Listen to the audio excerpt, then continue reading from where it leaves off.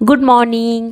तर खूप दिवस झाले ते गावावरनं येऊन आणि गावाला आम्ही एकदा फणसाची भाजी खाल्ली होती. त्याच्यानंतर आम्हाला काही भेटलीच नाही. खूप इच्छा झाली होती फणसाची भाजी खायची आणि सुदैवाने आम्हाला मार्केटला गेल्यावर फणस भेटलं. त्यामुळे मी घेऊन आले आणि म्हटलं चला आज फणसाची भाजी बनवू. आणि ती कशी आणि मी फणसाची भाजी कशी बनवते हे तुमच्यापर्यंत शेअर करूयात. तर गावाकडच्या पद्धतीने म्हणजे मी भाजी बनवणार होते, जशी आमच्याकडे बनवली जाते त्या पद्धतीने.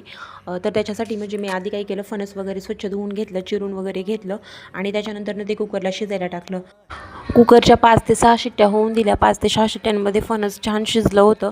तर फणसाच्या आतमध्ये एक छोटासा भाग असतो तो, आणि बाहेरचा भाग काढून टाकून बाकीचं जे सगळं आहे ते घेतलं मी. आणि भाजीसाठी लागणारा कांदा टॅमॅटो वगैरे मी चिरून ठेवलं होतं. त्यामुळे कढई गॅसवर ठेवली, तेल थोडंसं गरम होऊन दिलं आणि त्याच्यानंतर कांदा परतायला ठेवला. कांदा थोडासा परतल्यावर त्याच्यामध्ये मी लगेच टॅमॅटो टाकले आणि टॅमॅटो टाकल्यावर कोथिंबीरही थोडीशी टाकली आणि कोथिंबीर टाकल्यावर मग त्याच्यामध्ये मीठही टाकलं, म्हणजे टॅमॅटो लवकर शिजतात. मी भाजीमध्ये अर्धच टॅमॅटो टाकलं होतं, कारण मला भाजी जास्त आंबट नको होती. तुम्हाला जसं टॅमॅटो हवे तसे तुम्ही तुमच्या पद्धतीने शकता. त्याच्यानंतर मग मी थोडंसं ते फ्राय होऊन दिलं आणि ते झाल्यावर त्याच्यामध्ये मी लाल तिखट म्हणजे काश्मीरी जी लाल चिली आहे ती टाकली, थोडंसं कलर येण्यासाठी. ती छान फ्राय वगैरे होऊन दिली आणि मग त्याच्यानंतर मी जे घरून म्हणजे मिरची करून आणली होती घरून घरगुती पद्धतीने, ती मिरची टाकली. आणि धना पावडर चवीनुसार टाकलं. त्याच्यानंतर गरम मसाला, चिकन मसाला, कांदा लसूण मसाला आणि हळद टाकली टेस्टनुसार आणि मग ते फ्राय होऊन दिलं. त्याच्यामध्ये मी तेलाचा वापर थोडा कमी केला होता, त्यामुळे मी त्याच्यामध्ये थोडंसं पाणी टाकलं, जेणेकरून मसाला छान फ्राय होईल. आणि मी त्यामध्ये पाणी टाकलं होतं, त्यामुळे ते तरी म्हणजे जोपर्यंत त्याला तरी सुटत नाही तोपर्यंत मी छान परतवत राहिले. आणि छान अशी तरी सुटल्यावर त्याच्यामध्ये मी जे साफ केलेलं फणस होतं ते सगळं टाकून दिलं आणि मस्त फ्राय वगैरे करून मिक्स करून घेतलं ते. आणि 2-3 मिनटं मी ते वाफेवर मस्त छान परतून दिलं.